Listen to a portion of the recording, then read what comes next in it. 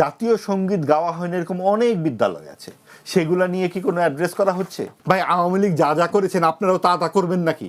এই জন্য 24-এর গণঅভ্যুত্থান হয়েছে। এখন মাদ্রাসায় জাতীয় সঙ্গীত গাওয়া হলো কিনা এই প্রশ্নটি যদি করলে বলা হয় মাহবুব ভাইরা খুব ভালো ভালো কথা বলেন, কিন্তু ওনারা কোনো দালিলিক প্রমাণ দিতে পারেন না বা ওনারা কোনো বিচার চান। আপনি দেখুন, উনি বললেন, মঞ্জু ভাই বললেন যে আমি কখনো বঙ্গবন্ধুর বিচার চাচ্ছি কিনা। কেন? বঙ্গবন্ধুর অপরাধ কি? 1 নম্বর অপরাধ, উনি পাকিস্তান ভেঙেছেন, মুক্তিযুদ্ধে নেতৃত্ব দিয়েছেন, এটার জন্য আসলে আমার পক্ষে বিচার চাওয়া সম্ভব না। আসুন তারপরের প্রসঙ্গটাতে, যে আমি আপনার সঙ্গে কোনো কথা বলি নাই ভাই, আমি কথা বলি নাই আপনার সঙ্গে, আপনি শোনেন, আপনার সামনে আপনি কথা বলবেন। বঙ্গবন্ধুর কাজ নিয়েই তো আসলে বিচারের ব্যাপারটা। সবচেয়ে বড় অপরাধ তো তাই যে পাকিস্তান ভাঙার যে ব্যাপারটা, যে সাম্প্রদায়িক রাজনীতির সবচেয়ে, তাদের চোখে সবচেয়ে বড় অপরাধ কি? এই জন্যই তো 15ই আগস্ট নিয়ে তারা বলে যে এটার কোনো বিচার হবে না। আপনি দেখুন, বলছে যে 3 বছর সময়ের যে কথাটি আমি বলেছে বাকশাল কায়েম করলো। বাকশাল কায়েম করাটা নিয়ে এটা কি কারণে করেছেন না করেছেন, এটা একটা রাজনৈতিক দর্শন, এবং এই বাকশাল করার মাধ্যমে কিন্তু লক্ষ লক্ষ মানুষ মেরে ফেলেছেন নাকি? এটা বললেই হলো?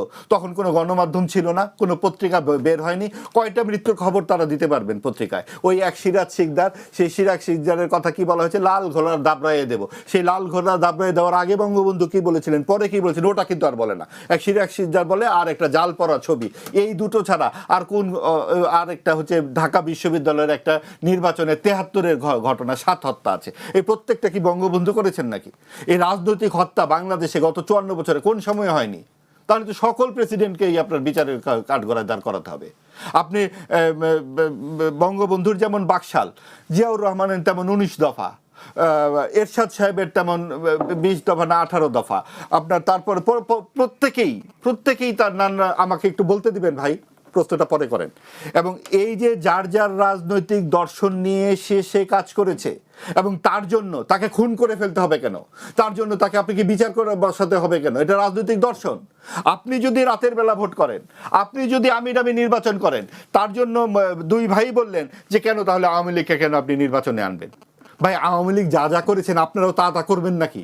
এই জন্য 24-এর গণঅভ্যুত্থান হয়েছে। আওয়ামী লীগ যেটা করেছেন, আমি তো প্রথমেই বললাম এটা খুব ভুল করেছে, এবং সেই জন্য এখন শেখ হাসিনার এই হঠাৎ করে দেশে প্রত্যাবর্তনের কথাটা আমার কাছে অপ্রাসঙ্গিক বলে মনে হয়। তারপরেও আমি বলি, ভুল করবার পরেও, এখানে ভুল করবার পরে মানে ব্যাপারটা সেরকম যে আমি একটা ভুল করেছি, আমাকে আপনি পিতার সম্পত্তি থেকে বঞ্চিত করবেন কোন যুক্তিতে? আপনি কোনোভাবেই আমাকে আমার ভুলের কারণে, আমার অন্যায়ের কারণে আপনি জেল দিতে পারেন, জরিমানা দিতে পারেন, আমি আপনাকে ফাঁসির আদেশ দিতে পারেন, তারপরে আমার পিতার যেই সম্পত্তি সেখান থেকে আমাকে বঞ্চিত